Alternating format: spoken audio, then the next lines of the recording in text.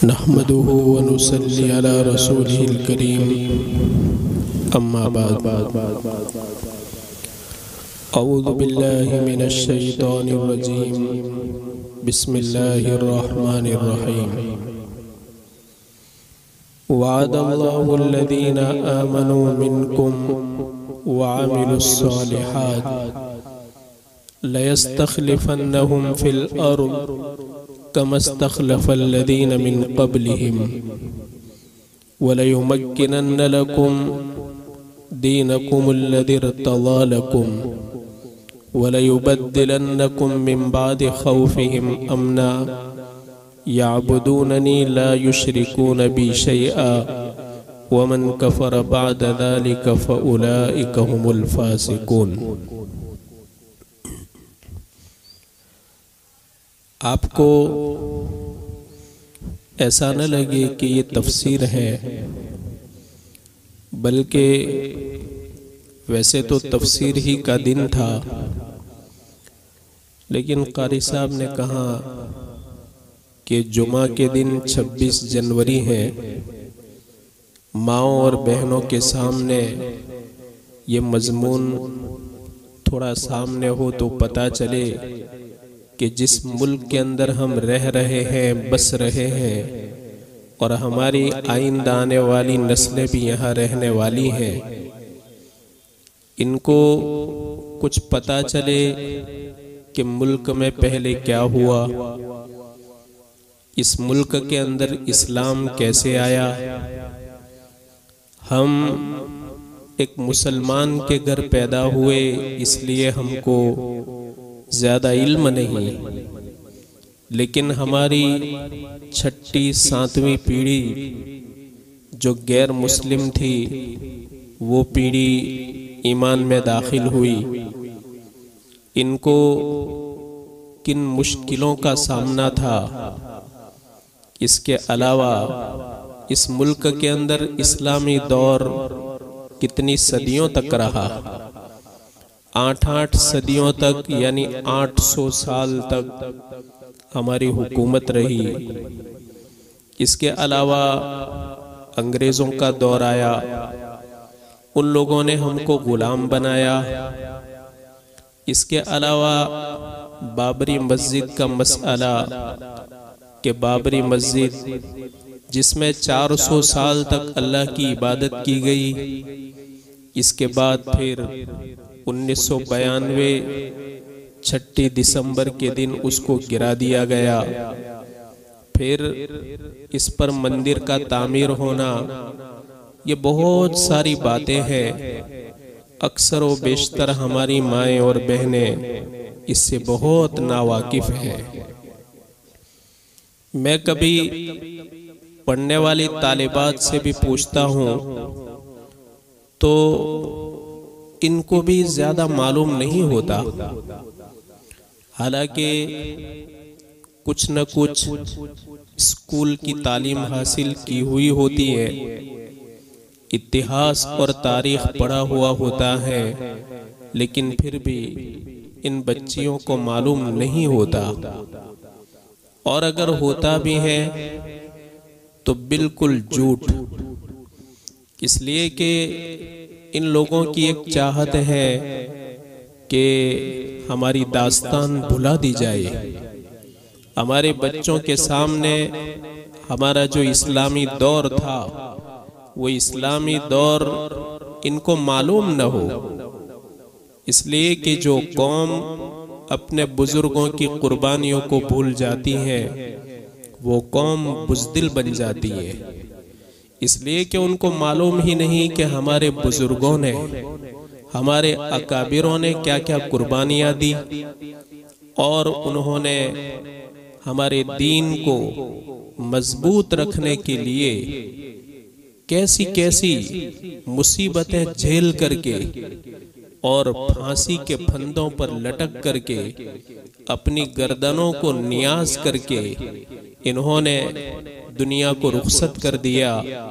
ये तारीख हमारे बच्चों के जहन में न रहे, हमारी बच्चियों के जहन में न रहे, ये उनकी पूरी कोशिश है।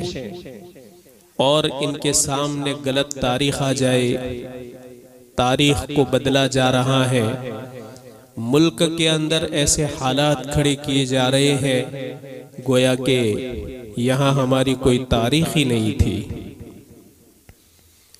आज हमारे दौर की बनी हुई इमारतें, चाहे वो कुतुब मीनार हो, चाहे दिल्ली का लाल किला हो, चाहे आगरा का ताजमहल हो, ये बड़ी इमारतें ऐसी हैं कि एक साल में उसको देखने के लिए जो लोग आते हैं, इनकी जो टिकट है वो टिकट से यहाँ की सरकार 200-300 करोड़ रुपए तक हासिल करती है। 300 करोड़ रुपए इनको हासिल होते हैं। ये मुसलमान बादशाहों ने ये तामीर की थी। एक दौर था कि बड़े बड़े अहलुल्ला इस मुल्क के अंदर हुक्मरानी करते थे, लेकिन अभी आपने एक मंजूम कलाम सुना, कारी साहब ने बहुत अच्छा कलाम पढ़ा। इसमें शद्दाद का भी नाम आया, नमरूद का भी नाम आया, फिरौन का भी नाम आया। ये सब आए, सल्तनतें की, हुकूमतें की। किसी ने जन्नत बनाई तो नमरूद ने पूरी दुनिया पर हुकूमत की, पूरी मुकम्मल दुनिया पर। शद्दाद ने कहा कि मैं दुनिया के अंदर जन्नत बना सकता हूँ। उसने जन्नत की नकल की, बाग लगाए, बड़े बड़े महल बनाए, उसमें नहरें जारी की, एक से एक मंजर उसने अपनी दुनिया की जन्नत के अंदर चीजें बनाई। लेकिन एक दिन आया कि वो कहने लगा कि ऐसी जन्नत का क्या फायदा। वो हाथ मलता गया और कहता गया कि ऐसी जन्नत का क्या फायदा। बना करके भी दुनिया से मिट गया, उसकी जन्नत भी मिट गई, वो भी मिट गया। फिरौन आया। फिरौन अपने आप को अना रब्बुकुमुल आला कहता था, मैं सबसे बड़ा रब हूँ, सबसे बड़ा रब हूँ। ऐसा किसी बादशाह ने नहीं कहा, फिरौन ने सिर्फ कहा। और उसका ये जुमला अल्लाह ने कुरान के अंदर भी सेव किया, फ़क़ाल अना रब्बुकुमुल आला, कि मैं तुम्हारा बड़ा खुदा हूँ। अल्लाह ताला ने उसको समंदर के बीच में ला करके डिबो दिया, गर्क कर दिया, और अल्लाह ने उसकी लाश को भी इबरत बना दिया। फ़लयौम नुनज्जीका बिबदनिका लितकूना लिमन खल्फका आया। अल्लाह ने उसको कहा कि फिरौन, आज हम तेरी बॉडी को बचा देंगे ताकि तुझको हम इबरत बनाए और आने वाली नस्लें देखे कि जो खुदाई का दावा करेगा उसका अंजाम ऐसा ही होगा। आज भी मिस्र के अजाइब खानों में उसकी ममी और उसकी लाश आज भी लोग देखते हैं। अल्लाह बताता है कि देखो, खुदाई का दावा करने वालों का हशर में ऐसा कर देता हूँ। फिरौन भी मर गया, मिट गया, उसकी दास्तान खत्म हो गई।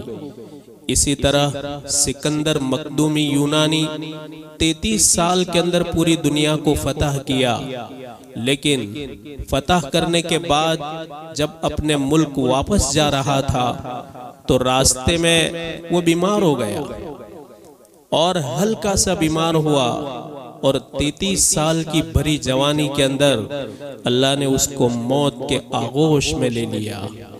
दुनिया पूरी की पूरी धरी की धरी रह गई और अपने मकसद के अंदर अधूरा बनकर के दुनिया से रुखसत हो गया।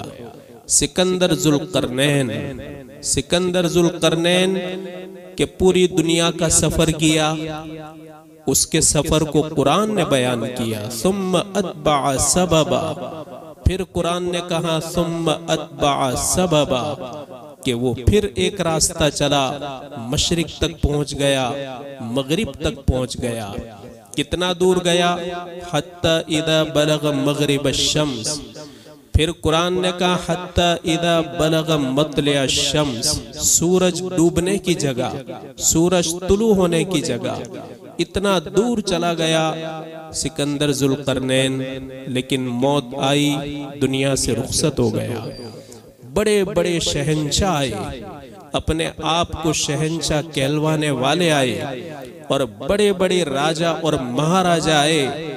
अल्लाह ने तमाम को मौत से दबोच लिया और हमेशा के लिए मनोमन मिट्टी के अंदर इनको दफन कर दिया।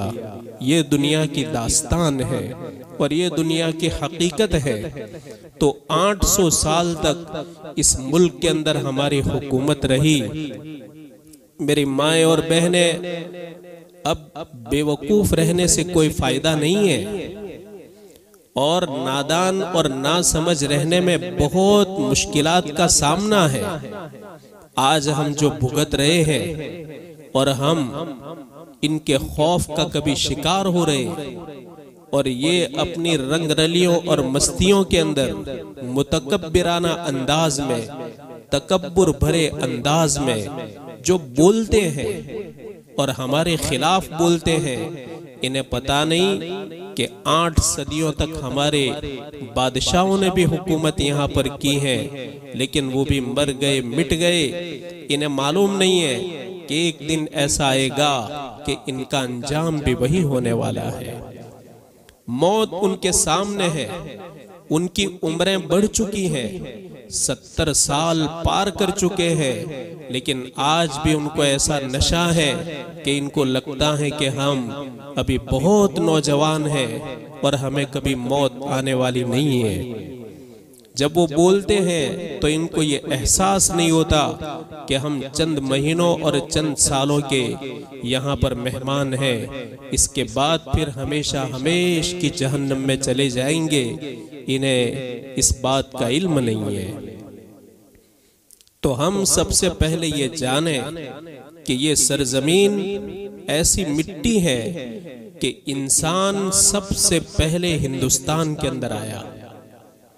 पहले अल्लाह ने दुनिया बनाई तो आदम अलैहिस्सलाम सबसे पहले हिंदुस्तान में आए। पूरी दुनिया इंसानों से खाली थी।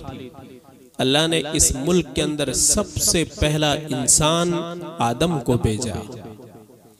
गोया यूं कहो सबसे पहला इंसान भी इस मुल्क के अंदर आया और सबसे पहला नबी भी इस मुल्क के अंदर आया। और अल्लाह ने यहाँ बेहतरीन मौसम बनाई। दूसरे मुल्कों में सर्दियां ही सर्दियां हैं, गर्मियां ही गर्मियां हैं। इस मुल्क के अंदर बारिश भी है, गर्मी भी है, सर्दी भी है, मौसम बहार भी है, खरीफ भी है। बड़ा बेहतरीन मौसमों वाला मुल्क है। खेतियां होती हैं, अनाज उगता है। अरब की सरजमीन देखो, पथरीली, खुश्क, वहां कहीं पानी नहीं।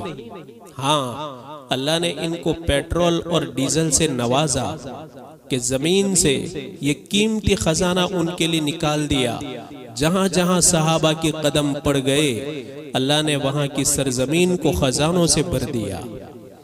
लेकिन पानी नहीं, घास नहीं, जंगल नहीं, रेगिस्तान है। यहाँ पर हरियाली है, पानी है, अनाज है, फूल है, मेवे हैं, फल है, हर किस्म की जड़ी बूटी है, हर किस्म की नबातात है। ये इस मुल्क की खूबियां हैं। अल्लाह ने इस मुल्क के अंदर इस्लाम को कब पहुंचा दिया था? नबी करीम सल्लल्लाहु अलैहि वसल्लम का जो शक्कुल कमर का मोजेज़ा था, कुफ्फारे मक्का ने मांगा कि आप अगर बरहक नबी हैं तो आप चांद के 2 टुकड़े करके बताओ। हमारे नबी ने मकाम अजियाद के अंदर अपनी उंगली से इशारा किया चांद की तरफ, चांद के 2 टुकड़े हो गए। ये मंजर दुनिया ने देखा, यहां इस मुल्क वालों ने भी इस मंजर को देखा। महाराजा मालेबार ने, जो इसी मुल्क का राजा था, उसने देखा, वो अपने महल पर सोया हुआ था, गर्मी की रात थी। उसकी नजर पड़ी चांद पर कि 2 टुकड़े हुए और दोनों टुकड़े अलग अलग होकर दूर चले गए। इसके बाद दोनों टुकड़े आपस में मिल गए। उसने अपने नजूमियों को कहा, पता करो ये क्यों हुआ, चांद के टुकड़े क्यों हुए। नजूमियों ने पता किया तो उन्होंने बताया कि अरब मुल्क के अंदर एक ऋषि आया है। ऋषि नबी को कहते हैं और वो अंतिम महाऋषि है। अंतिम के माना आखिरी, महा के माना बहुत बड़ा और ऋषि के माना नबी। अंतिम महाऋषि यानी आखिरी सबसे बड़ा नबी है। इसने मौजज़ा के तौर पर लोगों को बताया। उस राजा ने क्या कहा, मैं जरूर उनकी मुलाकात के लिए पहुंचूंगा और मैं जरूर उनका दीदार करूंगा, उनकी जियारत करूंगा। वो निकला भी, लेकिन रास्ते में तकदीर के अंदर मौत लिखी हुई थी तो वो विसाल कर गया। तो यहाँ के लोगों ने भी हमारे नबी का मौजज़ा देखा था 1450 साल पहले। इस्लाम तो इस मुल्क के अंदर हजरत उमर के दौर के अंदर आ गया था, हजरत उमर के जमाने में। और हज्जाज इब्ने यूसुफ ने अपने भतीजे मोहम्मद इब्ने कासिम अस-सक़फ़ी को सबसे पहले लश्कर लेकर के हिंदुस्तान भेजा था। 17 साल का लड़का, कि आज 17 साल के लड़के को बोलने की तमीज नहीं होती, और हज्जाज इब्ने यूसुफ ने अपने भतीजे को बड़ा होशियार, बड़ा ज़हीन और बड़ा नेक लड़का 17 साल की उम्र में इस मुल्क के अंदर फौज लेकर के आया और उसने सिंध से लेकर मुल्तान के हिस्से को फतह कर लिया था। मैंने आपके सामने आयत पढ़ी। अल्लाह आयत के अंदर यही बताता है कि अल्लाह ने वादा किया है उन लोगों को जो ईमान लाए, नेक अमल किए, तो ऐसे नेक लोगों को अल्लाह हुकूमत अता करेगा, सल्तनत अता करेगा और दीन को जमा देगा और खौफ को अमन से बदल देगा। 3 वादे किए अल्लाह ने बड़े बड़े नेक अमाल पर। जब उम्मत नेक बनती है और कौमें जब नेक बनती हैं और अल्लाह की फरमा बरदार बनती हैं और अल्लाह तबारक व तआला के सामने रोने वाले बनते हैं और अदल और इंसाफ करने वाले होते हैं और लोगों के दरमियान सुलह करने वाले होते हैं और हया और शर्म का जज्बा होता है, अल्लाह ऐसी कौमों को हुकूमत अता फरमाता है। और जिनमें सलाहियत नहीं होती अल्लाह उनसे हुकूमत को ले लेता है। हमारे अंदर ऐसी कोई सलाहियतें नहीं है। इस वक्त मुसलमान अपनी सलाहियतों को खोए हुए हैं। न उनमें बेहतर अखलाक है और न उनमें बेहतर इल्म हुनर है। अल्लाह ताला कभी भी बेसलाहियत को बड़ी जिम्मेदारी नहीं देता। और जब कभी ऐसा हो जाए, आपने फरमाया इदा वुस्सिदल अम्रु इला गैरि अहलिही फंतज़िरिस साअ, कि जब मामले ना अहल के हवाले कर दिए जाए तो तुम कयामत का इंतजार करो। अगर तुम्हारे बड़े उमूर गैरों के हवाले कर दिए जाए जो बिल्कुल ना अहल हो तो कयामत का इंतजार करो।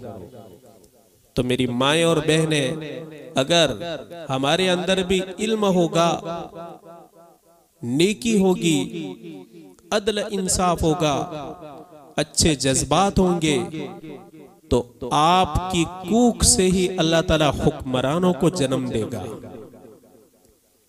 आपके दीनी जज्बात को देखकर अल्लाह ताला आपकी गोद के अंदर सुल्तान की परवरिश करेगा, बड़े बड़े शाहों की परवरिश करेगा। कि एक माँ की जो नेकी होती है वो यहां तक पहुंचा देती है। आपको बीच में एक वाकया सुनाऊं, मौलाना उमर साहब पालनपुरी रहमतुल्लाह अलैह का। मौलाना उमर साहब पालनपुरी रहमतुल्लाह अलैह पूरी दुनिया में मशहूर थे, बहुत बड़े मुबल्लिग थे और बहुत बड़े आलिम रब्बानी थे। जब वो नाजरा पढ़ते थे, जैसे यहाँ अभी छोटे छोटे बच्चे बैठे हुए हैं, ऐसे मासूम बच्चे थे वो। उनके मुदर्रिस उस जमाने में थे मौलाना हिफ्जुर रहमान थे, जो बुलंदशहर के रहने वाले थे।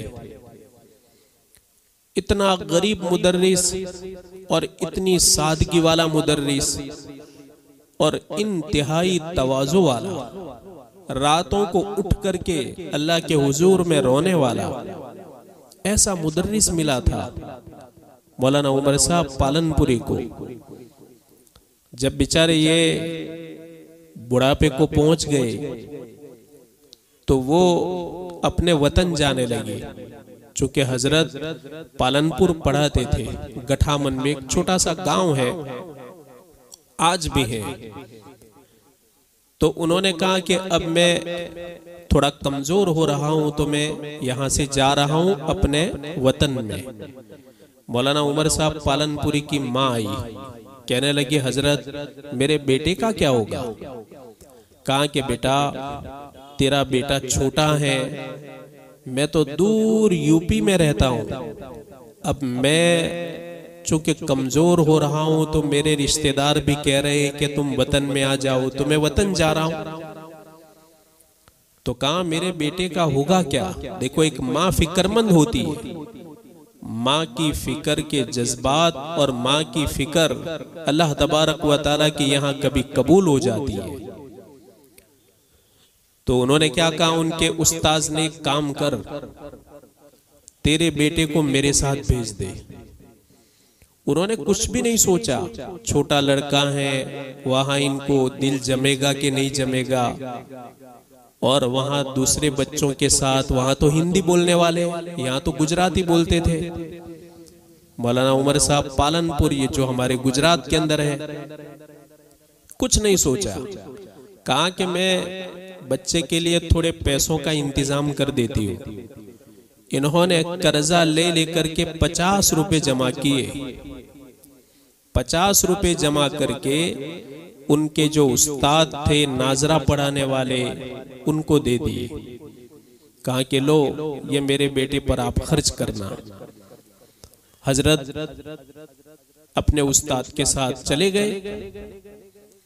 बच्चा भी माँ के इशारों को कितना समझने वाला था कि अभी तो नाजरा पढ़ने वाला बच्चा है, वो तो वतन से बेवतन थोड़ी होगा और अपने खेलकूद को थोड़ी छोड़ेगा। माँ को छोड़ सकता है, बाप तो है ही नहीं, यतीम थे, लेकिन फिर भी अपने उस्ताद के साथ जाने के लिए वो तैयार हो गए। जब वो रवाना हुए, माँ ने अपनी खामोश निगाहों से देखा और एक आंसू का कतरा भी उस वक्त नहीं बहाया। जब उस्ताद के साथ चले गए तो रिश्तेदार आए, कोसने लगे कि तुझे शर्म नहीं आई, इतना दूर छोटे बच्चे को भेज दिया, वहां उसका कोई रिश्तेदार नहीं, वहां लोग हिंदी बोलने वाले, अगर यहाँ तू रखती तो स्कूल में जाता, स्कूल पढ़ता और आगे चल करके वो कोई डिग्री हासिल करता, तुम्हारे घर की हालत सुधर जाती। बहुत कुछ बोलने लगे रिश्तेदार। वो सुनती रही, लेकिन दुआ कबूल होने की घड़ी थी। तो माँ ने क्या कहा रिश्तेदारों को, अरे क्या तुम दुनिया दुनिया दुनिया कर रहे हो, एक दिन आएगा कि मेरा ये लड़का पूरी दुनिया को पैगाम सुनाएगा। क्या अल्फाज थे, जज्बात में, मेरा ये बेटा एक दिन ऐसा आएगा कि पूरी दुनिया को अल्लाह का पैगाम सुनाएगा। मेरी माएँ और बहनें और बेटियां, वो दिन आया, वो दिन आया। कैसा आया? पूरी दुनिया ने उमर पालनपुरी को पहचाना। यहूदियों ने, नसरानियों ने, हिंदुओं ने, मुसलमानों ने, पूरी दुनिया को इंसानियत का पैगाम दिया। पूरे अमेरिका ने आपको पहचाना, पूरे यूरोप ने आपको पहचाना, ये एक माँ का जज्बा था और माँ की दुआएं थी। नेक माँ जब होती है नेक माँ, और उसके जज्बात जितने भी बुलंद होते हैं तो उनके जज्बात का असर अपनी औलाद पर पड़ता है। इस मुल्क के अंदर सबसे पहला जो हुक्मरान आया सुल्तान महमूद गजनवी, किसका लड़का है? ये सुबुक्तगीन का लड़का, और बड़ा नेक आदमी था।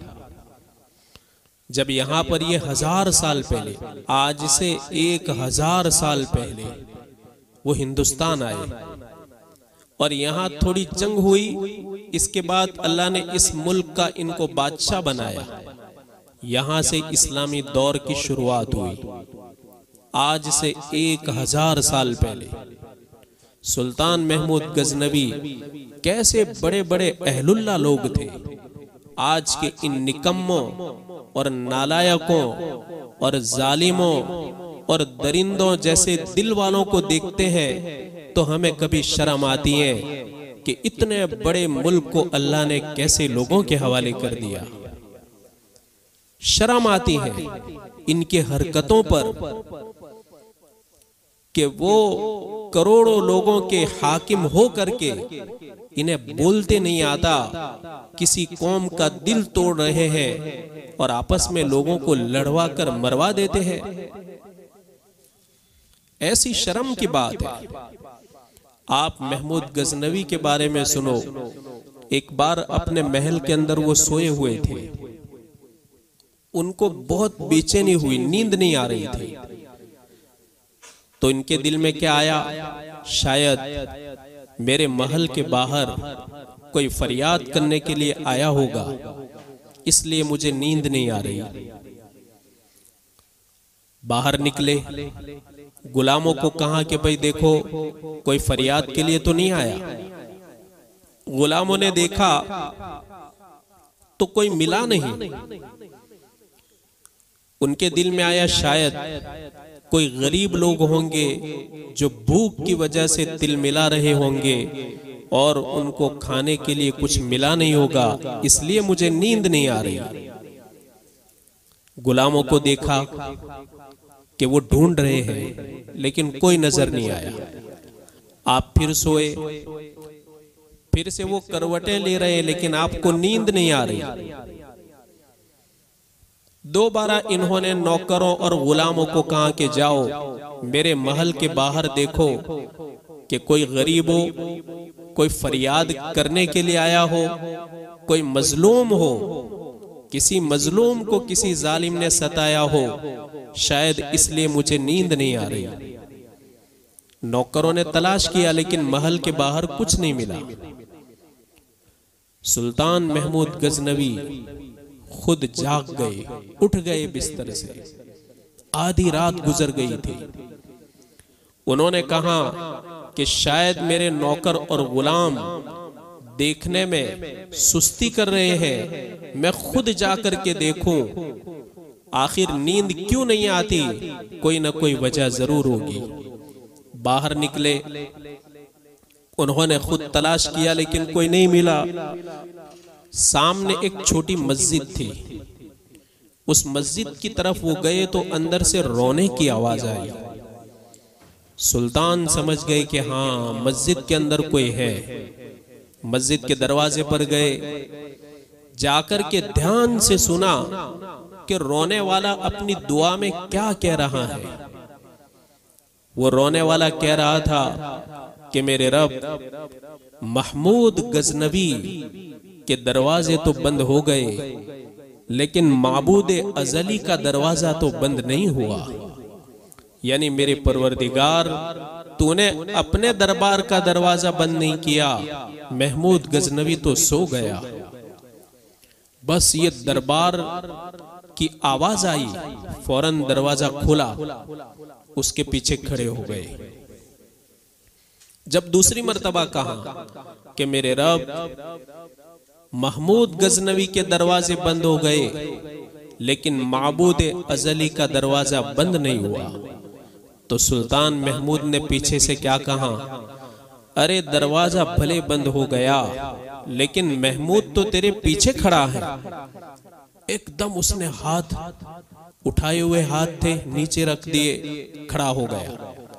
कहा कि आप यहाँ कैसे आ गए, आपको किसने बताया कि मैं आपकी फरियाद कर रहा हूँ अल्लाह से। कहा तू फरियाद कर रहा था, मुझे नींद नहीं आ रही थी। इस मुल्क को अल्लाह ने ऐसे नेक हुक्मरान अता फरमाए थे, कैसा जमाना होगा और कैसी बरकतें होंगी। सुल्तान महमूद ने कहा कि मुझे नींद नहीं आई, कभी ऐसा नहीं हुआ, लेकिन तेरी ये चीखो पुकार की वजह से मैं नहीं सो सका। बोल क्या तकलीफ है। कहा कि बात यह है कि आपका एक दरबारी रात को शराब पीता है, शराब पी करके हमारे महल्ले में आता है और मेरी घरवाली के साथ हरकत करना चाहता है और उसकी इज्जत को लूटना चाहता है। सुल्तान का पारा चढ़ गया कि मेरे होते हुए मेरी सल्तनत में मेरी रियाया के पर और मेरी बेटी पर अगर वो ये हरकत करे तो कयामत के दिन यही शख्स मेरा गिरबान पकड़ेगा। एक बेटी की शिकायत कर रहा है, अपनी बीवी, उसकी बीवी है, लेकिन सुल्तान महमूद मुल्क की तमाम औरतों को अपनी बेटी, बहन, मां समझता था। और ये कमीने कि जब औरतों के साथ जुल्म और ज्यादती होती है, इनको रोना तो दूर की बात है, अफसोस तक नहीं होता। कैसे पत्थर दिल रखने वाले लोग हैं। फसादात में न जाने कितनी माओं, बहनों, बेटियों पर जुल्म होता है, लेकिन इनका खून कभी खौलता नहीं है।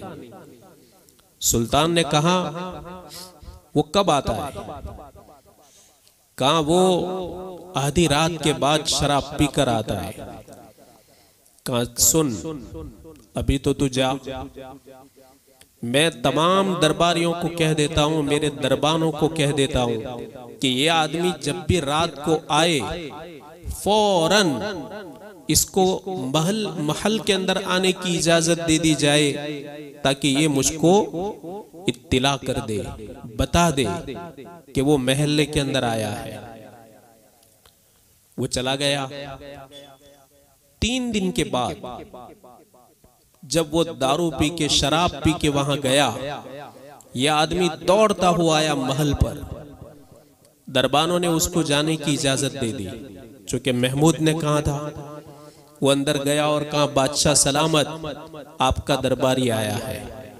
सुल्तान महमूद ने तेज तलवार ली और खुद एक सादा लिबास पहन लिया, घोड़े पर सवार हो गई और वहां पहुंच गई उस महल्ले के अंदर।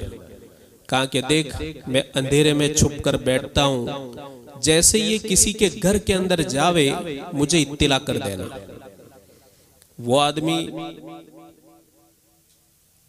बादशाह महमूद को एक जगह पर छुपा दिया, घर के अंदर ही। जैसे ही वो अंदर आया, सुल्तान महमूद ने अपनी तेज तलवार ऐसी गर्दन पे मारी कि पूरी गर्दन उसके तन से अलग हो गई।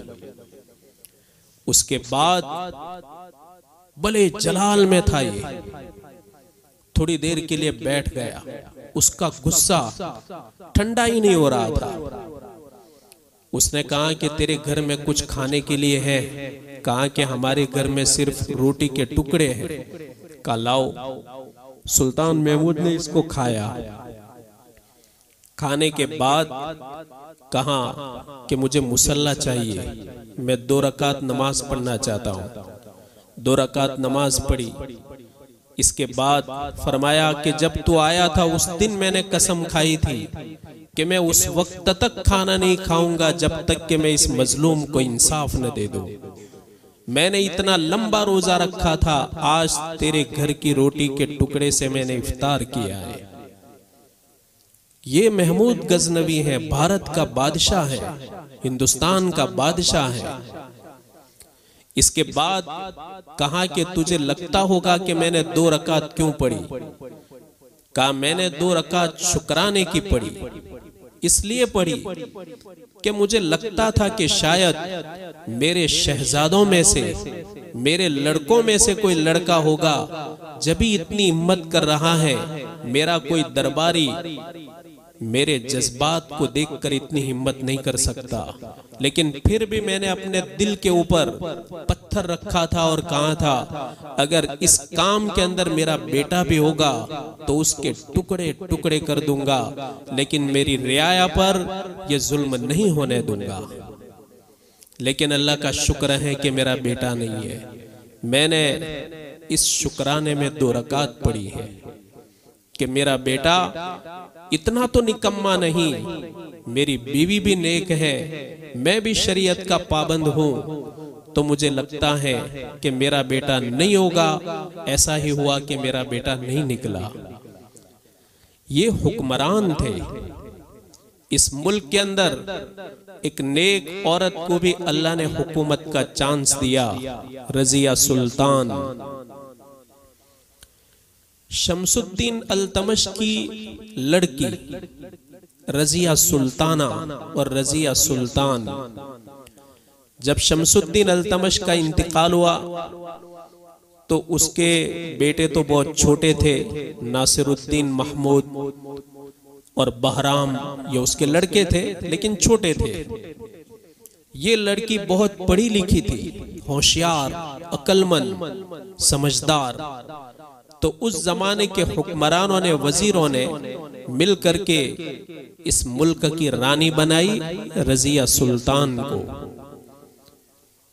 कसरत से रोजे रखने वाली औरत और नमाजें पढ़ने वाली, तहज्जुद गुजार और बड़ी बहादुर। जंगों के अंदर इतनी बहादुर थी कि वो 2 हाथ से तलवार लहराती थी घोड़े पर बैठ करके। अल्लाह ने इस मुल्क को इस औरत के हवाले भी किया, लेकिन वो दुनिया से रुखसत हो गई।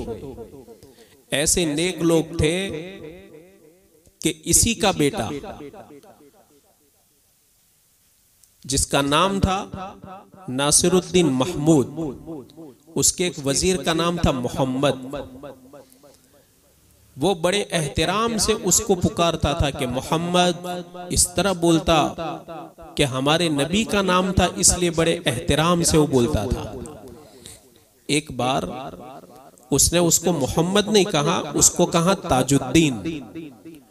अब वो वजीर डर गया कि मेरा नाम मोहम्मद है और मुझको ताजुद्दीन क्यों कहा। तो वो बेचारा इतना डर गया कि मैं बादशाह की नजर से गिर गया। 3 दिन तक वो बीमार रहा। जब 3 दिन नहीं आया तो उसको भेजा नासिरुद्दीन महमूद ने कि बुलाओ, कहां चला गया। उसको आए लेकर कहा कि तू 3 दिन से कहां था। कहा बादशाह सलामत, मैं डर गया और डर के मारे बीमार हो गया। मेरे दिल में आया कि मैं आपकी नजरों से उतर गया हूं। कहा क्यों। कहा आप मेरा नाम इतनी मोहब्बत के साथ लेते थे मोहम्मद, लेकिन आपने मुझे कहा ताजुद्दीन, दीन का ताज कहा। तो मैं डर गया कि आपने मेरा नाम मोहम्मद क्यों नहीं लिया। तो कितना नेक बादशाह है नासिरुद्दीन महमूद, क्या कहा, माफ करना, उस वक्त मैं बेवुजू था तो मैंने पसंद नहीं किया कि तेरा मोहम्मद नाम मैं बेवुजू लूं। मैंने जब कभी तुझको मोहम्मद कहा वुजू की हालत में कहा। क्यों। मेरे आखिरी नबी हजरत मोहम्मद सल्लल्लाहु अलैहि वसल्लम का नाम नामी है, तो मैं बगैर वुजू के किसी मोहम्मद को पुकारता हूं तो मोहम्मद नहीं बोलता, बल्कि मैं अब्दुल्ला बोल देता हूं या ताजुद्दीन बोल देता हूं। ऐसे लोग इस दुनिया में आए, इस मुल्क में आए। 800 साल तक हमारी हुक्मरानी रही। फिर आहिस्ता आहिस्ता मुगलों का दौर आया। मुगल में सबसे पहला बादशाह आया ज़हीरुद्दीन बाबर। बाबर का नाम आपने सुना होगा, बाबरी मस्जिद उसी से कही जाती है, बाबरी मस्जिद उसी ने बनाई थी। ज़हीरुद्दीन बाबर ये अफगानिस्तान का रहने वाला, काबुल, वो आया दिल्ली पर और उसने पानीपत के अंदर इब्राहिम लोदी को हराया और इस तरह उसने दिल्ली की हुकूमत हासिल कर ली। अब ये हमको कहते हैं कि इसने आकर के एक मंदिर था अयोध्या में, उस मंदिर को तोड़ करके बाबरी मस्जिद बनाई। अरे हमारा तो बच्चा भी कहेगा कि मस्जिद के लिए साफ जगह होनी चाहिए, किसी की लूटी हुई, हड़प की हुई और किसी की मिल्कियत वाली जगह में मस्जिद नहीं बना सकते। वो मस्जिद मस्जिद ही नहीं है कि जो मस्जिद की जगह न हो। ये तो बच्चा हमारा जानता है, लेकिन ये कह रहे हैं कि नहीं नहीं, हमारे रामचंद्र जी यहाँ पैदा हुए और यहाँ मंदिर था, तो उसको तोड़ा किसने? बाबर ने, और फिर मस्जिद बनाई। अरे उनके जमाने के बड़े बड़े लोग जिन्होंने किताबें लिखी वो बाबर को देख रहे थे, उन्होंने बाबर को देखा, मस्जिद बनते हुए देखी, लेकिन उन्होंने अपनी किसी किताब के अंदर ये नहीं लिखा कि बाबर ने मंदिर को तोड़ के मस्जिद बनाई, किसी ने भी नहीं लिखा। यहाँ तक कि हमारे मुल्क की सुप्रीम कोर्ट ने भी अपने ऑर्डर के अंदर कहा कि ये मस्जिद मंदिर तोड़कर नहीं बनाई गई। करोड़ों रुपए खर्च हो गए, केस लड़ते लड़ते हजारों पेपर और हजारों दलीलें दी गई, तो सुप्रीम कोर्ट ने भी फैसला क्या किया कि इस मस्जिद को मंदिर की जगह नहीं बनाया गया है, यह मंदिर था ही नहीं। लेकिन मेरी माएं और बहनें, ऐसे हालात कब खड़े होते हैं जब उम्मत गफलत के अंदर सो जाती है, मस्जिदें वीरान होती हैं, मस्जिद की दरो दीवार बद्दुआएं करती हैं, और जब मस्जिद में रातों को आकर तहज्जुद पढ़ने वाले नहीं रहते और मस्जिदों में आधी रात के वक्त आकर के अपने दोनों हाथ उठा करके अल्लाह के हुजूर में रोने वाले नहीं रहते, उस वक्त उम्मत के ऊपर ये मुसीबतें आती हैं, आजमाइशें आती हैं। फिर हम रोते हैं, दुआएं करते हैं, लेकिन उम्मत जब जब गफलत के अंदर सो गई तब तब ये हालात आते रहे। बाबर बादशाह 4 साल तक यहाँ रहा, फिर इसके बाद तो उसका इंतकाल हो गया। इसके बाद मुगलों की हुकूमत चली 300 साल तक। 300 साल के बाद जब अल्लाह की मर्जी हुई, अल्लाह तबारक व तआला ने 7 समंदर पार की कौम अंग्रेज को मुसल्लत कर दिया। जब तक ये लोग अदलो इंसाफ करते रहे, लोगों के साथ खैरखाही करते रहे, भलाई करते रहे, लोगों को खुश रखते रहे, तब तक इनकी हुकूमत 300 साल तक चलती रही। अकबर बादशाह आया, जहांगीर आया, ये बाबर के बाद, इसके बाद औरंगजेब रहमतुल्लाह अलैह, बड़े नेक आदमी। आज सबसे ज्यादा अच्छे आदमी को ये लोग बुरा कह रहे हैं कि औरंगजेब सबसे ज्यादा जालिम था, हालांकि औरंगजेब ने किसी पर जुल्म नहीं किया। औरंगजेब पर यह तोहमत लगाते हैं कि उसने लोगों को जबरदस्ती मोमिन बनाया, मुसलमान बनाया। हालांकि कुरान में अल्लाह फरमाते हैं ला इकराहा फिद्दीन क़द तबय्यन रुश्दु मिनल गय, दीन में कोई जबरदस्ती नहीं। फमन शाअ फलयुमिन वमन शाअ फलयकफुर, जिसको ईमान लाना हो लाए और जिसको न लाना हो न लाए। कयामत के दिन हम फैसला कर देंगे। किसी ने किसी पर कोई जबरदस्ती नहीं की। हमारी जो अगली पीढ़ियां थी, हमारी माएं जो महमूद बेगड़ा की फौज थी, उसके सिपाहियों से शादियां की जो तुर्की नस्ल के लोग थे। तो हमारी जो वो 7वीं पीढ़ी वाली माएँ थी गैर मुस्लिम, उन्होंने उनसे शादियां की, वो ईमान ले आई, ईमान कबूल किया। फिर उनकी नस्ल के अंदर आते आते अल्लाह ने हमको ईमान वालों के घर के अंदर पैदा किया। अल्लाह का शुक्र है कि हमको कोई कुर्बानी नहीं देनी पड़ी और अल्लाह तबारक व तआला ने हमें आजमाइशों की भट्टी के अंदर नहीं डाला। किसी भी किस्म के हालात हमने नहीं देखे, मुसीबतें नहीं झेली और अल्लाह ने हमको एक पाक माहौल अता फरमाया, ईमानी माहौल अता फरमाया। इसके बाद इन्हीं मुगल बादशाहों के अंदर जब ऐश परस्ती आई, अल्लाह का निजाम देखो, वकदालिका नुवल्ली बाज़-ज़ालिमीन बाज़न बिमा कानू यक्सिबून। अल्लाह ताला एक कानून बताता है, हम जालिमों को जालिमों पर मुसल्लत कर देते हैं। जब लोग जालिम बनते हैं तो जालिम हुक्मरान भी आते हैं। जब मुगलों के अंदर अय्याशी आई, नमाजें गई और वो बेहयाई और बेशर्मी के आदी बन गए, तो अल्लाह ताला ने इनको दुनिया से हटाने के लिए, इस मुल्क से हटाने के लिए 7 समंदर पार की कौम अंग्रेज को लाकर मुसल्लत कर दिया, जिन्होंने पूरे मुल्क को गुलाम बनाया, तरह तरह के जुल्म किए। जब ये लोग दिल्ली शहर के अंदर दाखिल हुए तो मुसलमानों की लाशें रास्तों पर पड़ी हुई थी। जब उन्होंने कत्ले आम किया दिल्ली के अंदर, तो कुछ लाशों को कुत्ते खा रहे थे, कुछ लाशों को गीद नोच रहे थे और कई लाशें ऐसी थी कि जिनके सर ही नहीं थे।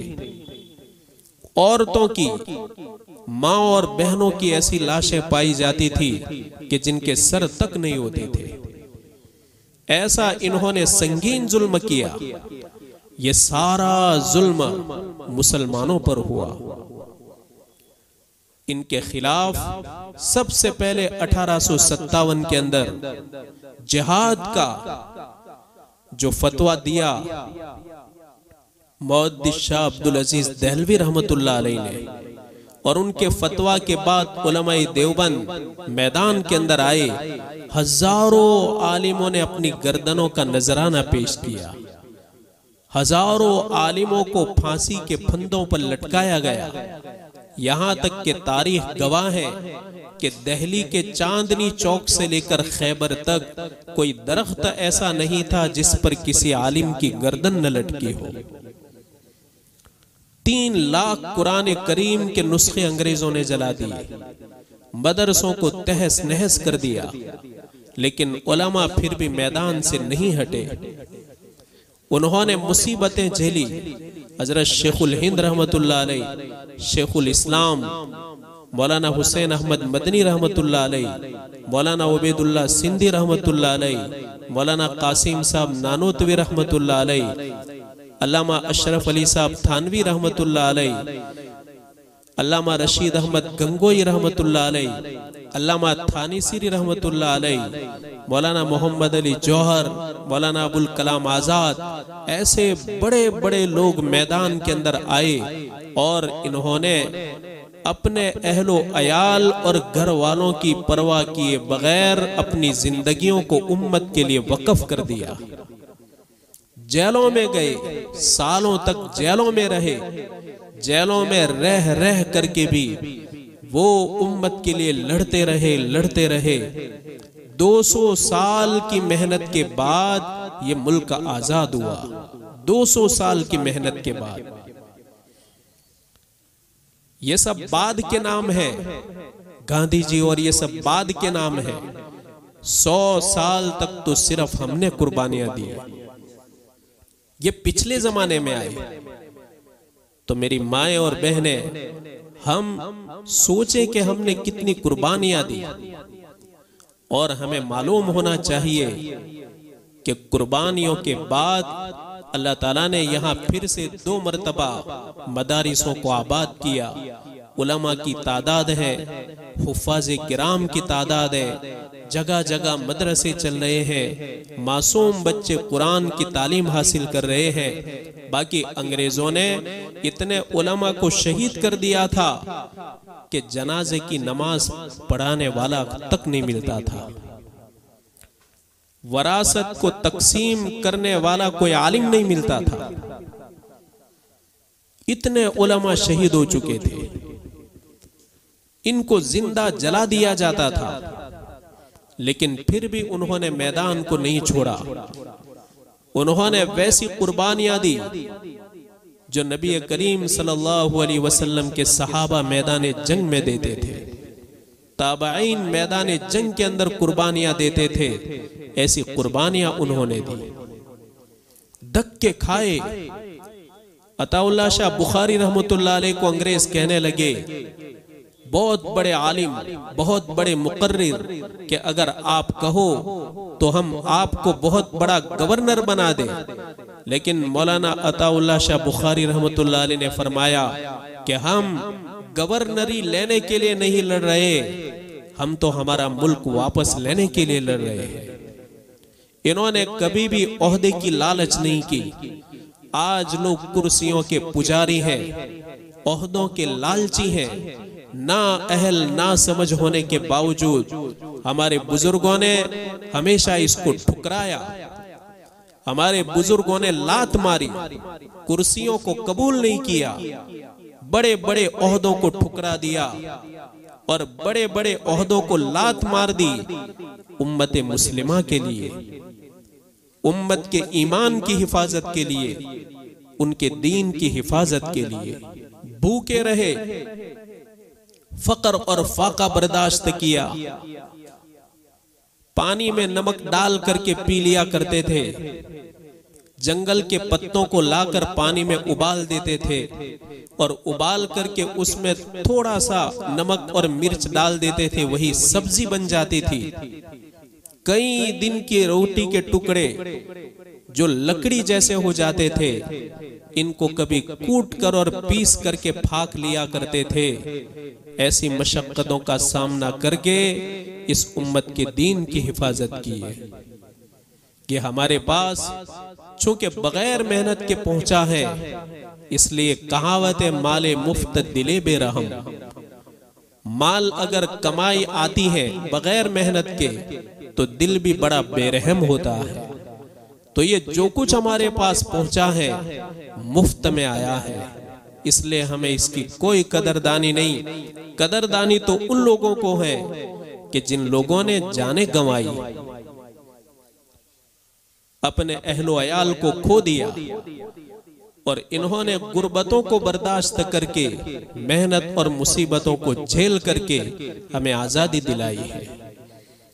ये तो बहुत बड़ा मजमून है, कई दिन तक बोलते जाए तो भी पूरा नहीं होगा, इतनी बड़ी दास्तान है। लेकिन ये तो कम से कम इतना तो पता चले कि 15 अगस्त क्या है, 26 जनवरी क्या है। 15 अगस्त 1947 के अंदर, 47 के अंदर तो हमारा ये मुल्क आजाद हुआ हमारे बुजुर्गों की कुर्बानियों से। और फिर 3 साल के बाद 1950 26 जनवरी, जो जुमा के दिन है 26 जनवरी, उसमें देश का बंधारण लागू किया गया और एक इसका बंधारण बनाया गया कि इस देश को किस तरह चलाएंगे। चलाने के लिए जिन उसूलों की जरूरत पड़ती है वो उसूल बनाए गए और 1950 के अंदर पूरे देश के अंदर लागू किया गया। मौलाना आजाद रहमतुल्लाह अलैह ने बड़ी मेहनत की।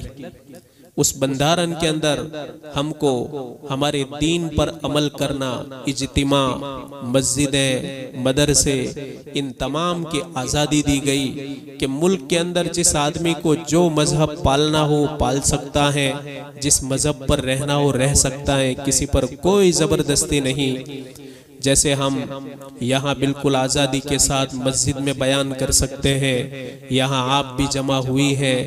दौरे अंग्रेज में ऐसा नहीं कर सकते थे, सब पाबंदियां थी, 5 आदमी मिलकर के भी बात नहीं कर सकते थे, गुलाम थे। ये सारी आज़ादी इस बंधारण से हमको मिली है। यह हमारे मुल्क का सबसे बड़ा बंधारण है। इसमें उलमाओं ने भी मेहनत की, अच्छे लोगों ने भी मेहनत की। तो ये 26 जनवरी ये बंधारण का दिन है और 15 अगस्त का दिन है वो आज़ादी का दिन है। यह हमारी बच्चियों को भी, मैं तो कहा करता हूँ, कभी कभी मौका मिलता है ताकि बच्चियां होशियार रहे। जिस मुल्क के अंदर हम रह रहे हैं इनको मालूम होना चाहिए ताकि किसी को जवाब दे सके और खुददारी के साथ जवाब दे सके। ऐसा न हो कि पढ़ने के बाद भी इन्हें मालूम न हो कि हमारे मुल्क के अंदर हमारी क्या हैसियत है। तो मैं अक्सर इनको भी बताया करता हूँ, माँ और बहनों के लिए भी जरूरी है कि वो ऐसी बातों को सुने भी और याद भी रखे, इसलिए कि औरतों ने भी कुर्बानियां दी हैं और मर्दों ने भी दी हैं। किसी एक कौम का ये मुल्क नहीं है, किसी एक समाज का मुल्क नहीं है, किसी एक मजहब वालों का मुल्क नहीं है। यहाँ रहने वाला हर बाशिंदा, यहाँ बसने वाला हर आदमी आजाद है, इस पर कोई जबरदस्ती नहीं। और ये हमारे मुल्क के अंदर जो बंधारण तैयार किया गया, इसने तमाम को रहने की, बसने की, बोलने की और इसी तरह मजहब पर चलने की ये तमाम तर आज़ादियाँ दी गई हैं। इसलिए देखो ने इज्तिमात होते हैं, खुले खेतों में इज्तिमात होते हैं, आज़ादी के साथ होते हैं, दीन की बातें होती हैं, हजारों और लाखों लोग होते हैं। अंग्रेज दौर के अंदर ये ताकत नहीं थी कि खुले मैदान में बरसरे आम दीन की बात की जाए। उन्होंने चूंकि हमको गुलाम बना रखा था। अल्लाह का शुक्र है कि अल्लाह तबारक व तआला ने हमको ये प्यारा मुल्क दिया। अल्लाह ताला इसमें मुसलमानों की हिफाजत फरमाए, बसने वालों की भी हिफाजत फरमाए और हमारे खातिर जिन्होंने भी कुर्बानियाँ दी, अल्लाह ताला इन तमाम को जन्नतुल फिरदौस में आला दर्जे का मकाम अता फरमाए। इसमें कभी ये रैलियाँ निकलती हैं तो माँ बहनें भी बड़ी बेहयाई के साथ निकलती हैं, तो इससे एहतियात करें, अल्लाह का गजब उतरता है। ईमान वाले की खुशी भी शरीयत के दायरे में होती है, ईमान वाले का गम भी शरीयत के दायरे में होता है। शरीफ औरत कभी भी अपने दरवाजे से बाहर नहीं निकलेगी, ये उसकी शराफत है और उसकी शराफत कभी उसको इजाजत नहीं देगी। इसलिए ये जो निकलने वाले हैं वो निकले, खूब निकले, कोई लेना देना नहीं, लेकिन माओ और बहनों को अपनी इज्जत और अपने एहतराम को बरकरार रखना है। या रब्बी लकल हम्दु हम्दन दाइमन मा दवामिक व या रब्बी लकल हम्दु हम्दन खालिदन मा खुलूदिक। अल्लाहुम्मा हदिना सिरातल मुस्तकीम सिरातल लज़ीना अनअमता अलैहिम मिनन नबिय्यीन वस्सिद्दीक़ीन वश्शुहदाኢ वस्सालिहीन व हसुन उलाइका रफ़ीक़ा। अल्लाहुम्मा हफ़ज़ना मिन कुल्लि बलाइद दुनिया व अज़ाबिल आखिरा तवफ़्फ़ना मुस्लिमीन व अल्हिक़ना बिस्सालिहीन गैर ख़ज़ाया वला नदामा वला महरूमीन। मौला हमारे इस कार्य खैर को कबूल फरमा। ये तेरी बंदियाँ तेरी बात सुनने के लिए जुड़ जाती हैं। मौला इस अमल के अंदर दवाम नसीब फरमा।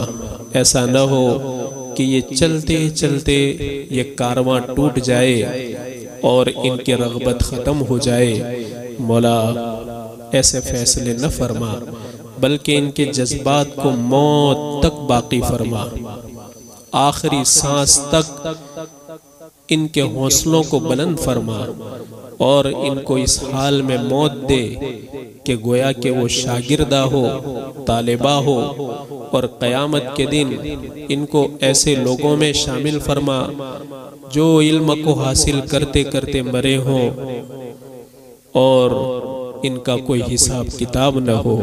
मौला तो कादिर मुतलक है, तो सब कुछ करने वाली ज़ात है। जगह जगह तूने कुरान में कहा इन्नल्लाह अला कुल्ली शैइन क़दीर वल्लाहु अला कुल्ली शैइन क़दीर व कानल्लाहु अला कुल्ली शैइन मुक़्तदिरा, कि तू ही कर सकता है और तू सब कुछ कर सकता है। मौला करीम मुल्क के अंदर अमन पैदा फरमा, हर किस्म के खौफ से हिफाजत फरमा। जितने भी मुसलमान आबाद हैं, ईमान और दीन की हिफाजत फरमा, इज्जत और आबरू की हिफाजत फरमा, उनके जान माल की हिफाजत फरमा, दुकान मकान की हिफाजत फरमा। छोटे छोटे देहातों में मुसलमान रह रहे हैं, किसी देहात के अंदर 2-3 मकान है, वो बेचारे मजबूरी की वजह से रह रहे हैं, मौला इन तमाम की हिफाजत फरमा। छोटे छोटे देहातों में मस्जिदें हैं, मदरसे चल रहे हैं, और सुबह की ठंड हवाओं के अंदर यहाँ से मुदर्रिसीन जाते हैं तेरे कुरान के लिए और तेरे दीन के लिए। मौला इन तमाम की हिफाजत फरमा और इनको दुनिया और आखिरत के अंदर बेहतरीन बदला अता फरमा। जो बीमार है उनको शिफा अता फरमा। मौला जो कर्ज वाले हैं, इनके कर्ज की अदायगी के फैसले फरमा। जो जेल की सलाखों में है, बाइज्जत रिहाई अता फरमा। मौला हमको तेरी रजा वाली जिंदगी अता फरमा, चैन नसीब फरमा, परेशानियों और आफातों से हिफाजत फरमा। मौला करीम हर किस्म की आजमाइश से हिफाजत फरमा। हम आजमाइश के काबिल नहीं हैं, आजमाइश के काबिल तो सहाबा थे, ताबईन थे, हम बड़े कमजोर हैं। मौला हमारे इम्तिहान न फरमा। मौला करीम तेरे प्यारे हबीब ने उम्मत के हक में जो कुछ मांगा, पूरी उम्मत को इससे माला माल फरमा। और तेरे हबीब ने जिन बुराइयों से पनाह चाही, पूरी उम्मत की हिफाजत फरमा। वसल्लल्लाहु तआला अला खैरि खल्क़िही व नूरि अर्शिही सय्यिदिना मुहम्मद व अला आलिहि व अस्हाबिही अजमाइन बिरहमतिका या अरहम।